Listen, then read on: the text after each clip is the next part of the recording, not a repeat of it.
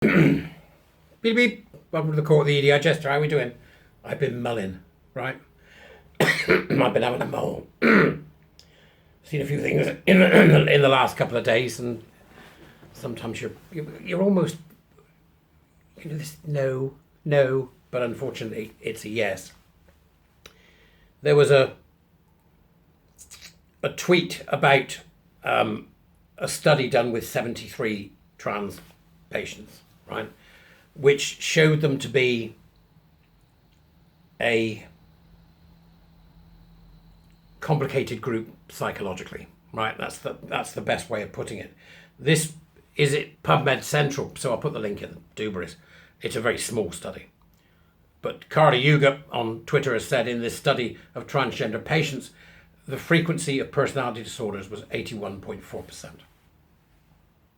The most frequent personality disorder was narcissistic personality disorder, 57.1%. Now, this is only 73 people. Sample size is minuscule, right? Minuscule. Unfortunately, it lines up with my experience.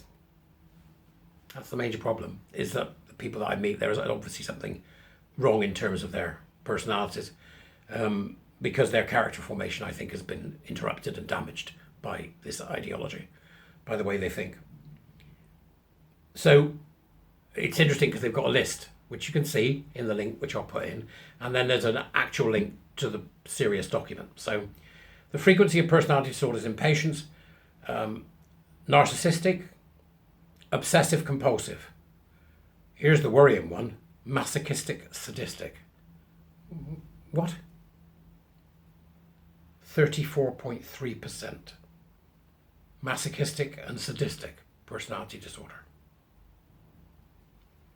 Paranoid, 25.7. Welcome to 2023. 4. Great. Antisocial, 22.9. No surprise there. None. Histrionic, 17.1. Schizoid. And it just goes on. Passive aggressive, 12.9. I mean, this is quite extraordinary. But it's only a sample size of 73, so people will say, well, the sample size is too small. The sample size is too small. But it means that we need to do more and understand more about how personality disorders, alongside other comorbidities, are causing these people to take the path that they do, and it is obviously making them ill.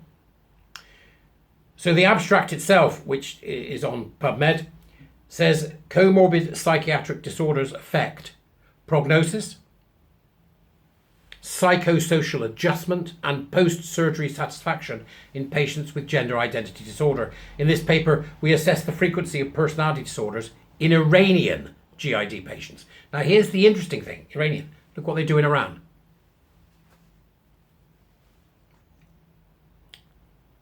In Iran, they, trans the gay away, which is what we're doing over here, but they do it with government support, and it's,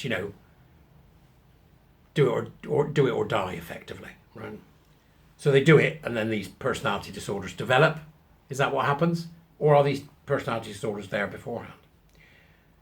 73 patients requesting sex reassignment surgery were recruited for this cross-sectional study. Of the participants, 57.5% were biologically male and 42.5% were biologically female. They were assessed through the Million Clinical Multi-Axial Inventory, which is obviously something used for the purpose of this, right? The results, the frequency of personality disorders was 81.4%. The most frequent personality disorder being narcissistic personality disorder, and the least was borderline personality disorder. The average number of diagnoses was 3.00 per patient. 3 per patient.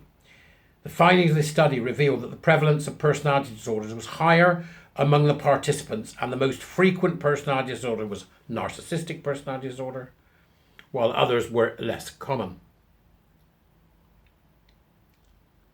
I think it's fascinating. That's one of those things where I just go, yeah, what? Excuse me? Pardon? Right? And then we also discover that schools are still using these external companies, that the civil service is still using these external companies. So where are we in the movement? Where are we? Do you feel like you're nowhere? You shouldn't. But do you feel like you're nowhere? That we're not making headway? When I watched the interactions going on in the WhatsApp groups for each of the warrior teacher cohorts, the stuff they're doing, and they're out there having a go. They're out there having a pop. They're writing to the schools, writing to the colleges, writing to the NHS, talking to their MPs, talking to people on the street. Because this is effectively what we can do now, isn't it? One person at a time. Because the government's made clear certain things and they aren't happening because they're not listening. And they're not going to listen. Because they are a state within a state. And they're going to continue with their critical social justice nonsense until they are absolutely, absolutely up against the wall. And the only way that's going to happen is for the normal person to speak. The only way it's going to happen is for people to say no. And I know that's really hard to do.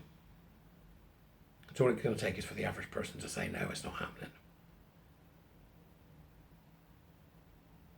So we see in various American states that they're stopping things. We see activities across the Western world in an attempt to stop this.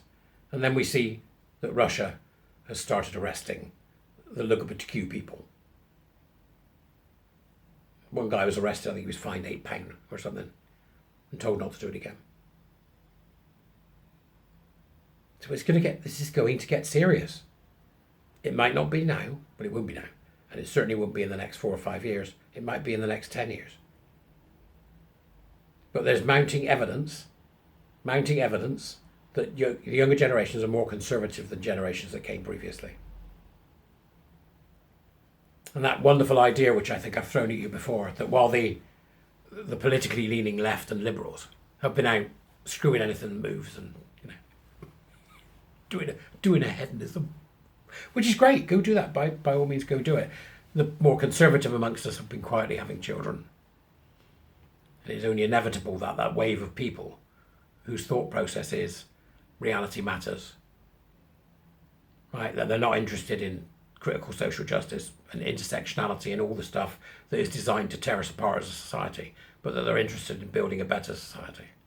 And yet the universities still have the parades of EDI training being done. Big business still has parades of microaggression training being done. The NHS is still pushing for the changing of language. The only way we can change it is to say no. Each of us. Each of us. Thank God for my warrior teachers, they keep me sane. So, yeah. Where are we? It's time for a reckoning. Because I think we're both sides of it in some areas and we need to stop. It's absolutely time to draw the line. You can hold on to the idea that there is a good section of this and a good section of that, and part of that is worth having. You can hold on to that all you want. My thinking now is none of it. It's got to go. We need to identify it all very clearly, and it all needs to go. But that's just me having a mull. As I want to do. Right, hope you're all okay. Great to talk to you as usual. Yeah, come be a warrior teacher. Buy me a beer. I'll see you later. Ta-ra.